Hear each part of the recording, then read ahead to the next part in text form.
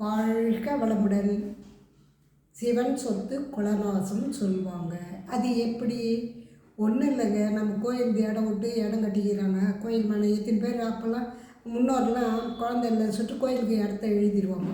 அது மாதிரி இடத்த என்ன பண்ணாங்க, எல்லோரும் மக்கள்லாம் அதை மனிதர்கள்லாம் எல்லாம் சேர்ந்து என்ன பண்ணாங்க, தோப்பு இருக்குது அதெல்லாம் மரத்தை வெட்டிடுறாங்க. வெட்டிட்டு நம்ம வீடு விட்டு வாடகை விடலாம் அப்படின்றது எல்லோரும் வீட்டுக்கு ஒரு மனம் சுட்டு கொடுத்து எல்லாத்தையும் இது பண்ணுறாங்க. ஆனால் ஒருத்தருக்கு ஒரு வீடு போதும் இல்லைங்க, எதுக்கு இப்போ 4-5 வீடு அப்படின்னு நினைக்கலாம். ஆனால் ஒருத்தரே 4 வீடு வச்சுக்கிறாங்க, 5 வீடு வச்சுக்கிறாங்க, இது பண்ணுறாங்க.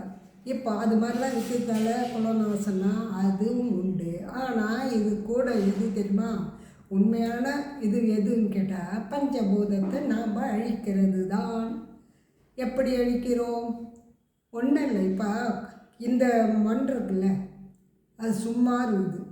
இதை நம்ம என்ன பண்ணோம், எல்லாம் சாப்பிட்ற தண்ணி, கெமிக்கல் இது தயார் பண்ணுறது, கம்பெனியில் இது தயார் பண்ணுறாங்களே, எல்லாம் எங்கே போகுது? மண்ணில் தானே போகிறது. அந்த மண் அப்படி போனால் என்ன பண்ணோம், எவ்வளோ தான் தாங்க, எல்லாத்துக்கும் ஒரு எல்லைன்னு உண்டு இல்லை. பூமாதேவியாக இருந்தாலும் அவளுக்கும் ஒரு எல்லை உண்டு இல்லை. அப்போ எந்த அளவுக்கு தாங்குற அளவுக்கு தாங்குவா. அப்புறம் தான் அதன் விளைவை காட்டுவாங்க. எப்படி? இப்போ தண்ணிக்கு வரும், தண்ணி என்ன பண்ணுறோம், மாசுபடியுதுன்றோம். அப்போ தண்ணியே இல்லை. முதல்ல எல்லா இடத்துலையும் தண்ணி இருந்தது, எங்கே வேணாலும் இருக்கும். 5 அடியில் இருக்கா, 10 அடியில் இருக்கும். இப்போ எல்லாம் வீடு கட்டிட்டு சிமெண்ட்டு தர அது இதுன்னு போட்டால் தண்ணி எப்படி ஊறும்? மழை பெஞ்சா ஊறுறதுக்கு தானே அடி விடுவாங்க. கொஞ்சம் ரோடு போடுறவங்களா அதுக்கு சைடில் கொஞ்சம் இடம் விடணும் மண்ணுக்குன்னு. தண்ணி ஊறுறதுக்கு ஒரு சான்ஸ் இருக்குது. இவங்க பாதாள சாக்கடையில் விட்டு வச்சுட்டு ஃபுல்லாக பண்ணிடுறாங்க.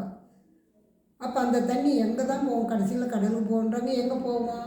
அவ்வளோ தூரம் போகிறதுக்கு நீங்கள் கட் பண்ணிடுறீங்களா, அங்கங்கே வீடு கட்டி இது பண்ணி. அதனால் அது ஒரு இது. 3வது நெருப்பு. நாம் விறகுல சம்பாதிச்சோம், சாப்பிட்டோம், அடுப்பரிச்சு.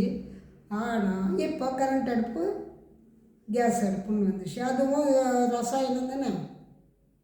அப்போ அந்த ரசாயனம் எல்லாம் கலந்து என்ன ஆகுது, நமக்கு உடம்புக்கு ஒத்துக்கலை, நோயாக வருது.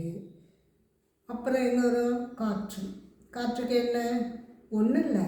இந்த அளவு காரு முன்னெல்லாம் எங்கேயோ தெருவுக்கு ஒரு கார் இருக்கும். இப்போ தெருவுக்கு ஒரு 5-10 கார் இருக்குது. அப்புறம் 2 வீலர் வீட்டுக்கு இருக்குது. முன்னெல்லாம் வீட்டுக்கு ஒரு 4 வீட்டுக்கோ ஒரு 10 வீட்டுக்கோ ஒன்று இருக்கும். இப்போ வீட்டுக்கு 2 வீலர். இது எல்லாம் பெட்ரோல் என்னாச்சு, பொல்யூஷன் கலந்து வானத்தில் அப்படியே இது வந்து. இப்போ இது எல்லாம் பண்ணுறது யார்? நாம் தான். இப்போ இவ்வளோ பண்ணிவிட்டு நம்ம குலநாசன்ற ஒன்றும் இல்லை. நம்ம வாரிசு எங்கே இருக்கோம்? தண்ணிக்கு எங்கே போடுறோம்? நாம்ளே இந்த வயசில் தண்ணி காசு கொடுத்து வாங்குறோம். அந்த சிமெண்ட்டோ இதெல்லாம் போடாதுன்னு அங்கங்கே தண்ணி ஊறி இருந்துருக்குல்ல, பூமாதேவியும் இதுவாக இருக்குல்ல, அதையும் விடலை. எல்லாத்தையும் விட்டு வைக்காத செடி வளரு இதை வளருன்னா தண்ணி யார் ஊற்றுறது? தண்ணி இருந்தால் தானே ஊற்றுறதுக்கு.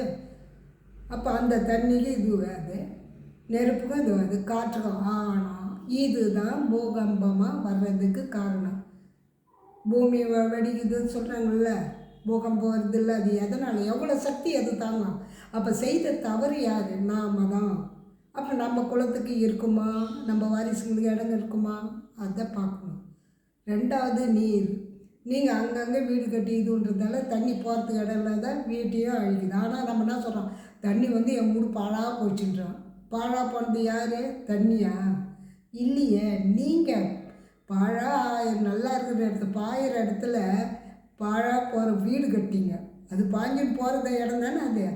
அது எதுக்கு உங்களோட தப்பு உணராமல் தண்ணி மேலே சொல்லுவீங்க, பாழாக போன தண்ணி எங்களை பாழ் பண்ணிடுச்சு அப்படின்னு. முதல்ல அந்த வார்த்தைலாம் முதல்ல சொல்லாதீங்க.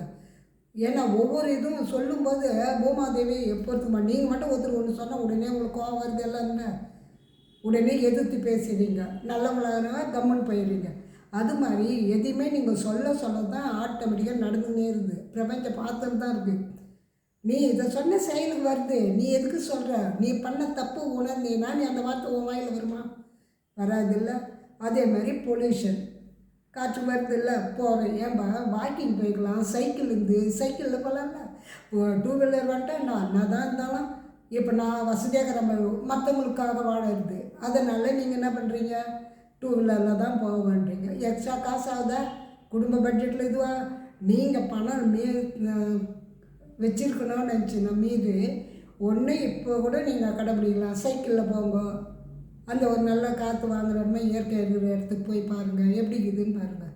முதல் எல்லாத்தையும் அழிக்கிறத நம்ம முடிஞ்ச வரைக்கும் 5 வீடு 6 வச்சுக்கிறவங்களாம் நான் வீடே இல்லை. நான் என்ன பண்ணுறதுன்னா வாடகை வீட்டில் அவங்ககிட்ட கொஞ்சம் கேளுங்க, எனக்கு கொஞ்சம் கம்மியாக கொடுங்க, எங்கள் வசதிக்கு ஏற்ற மாதிரி கொடுங்கன்னு கேளுங்க, தப்பு இல்லை.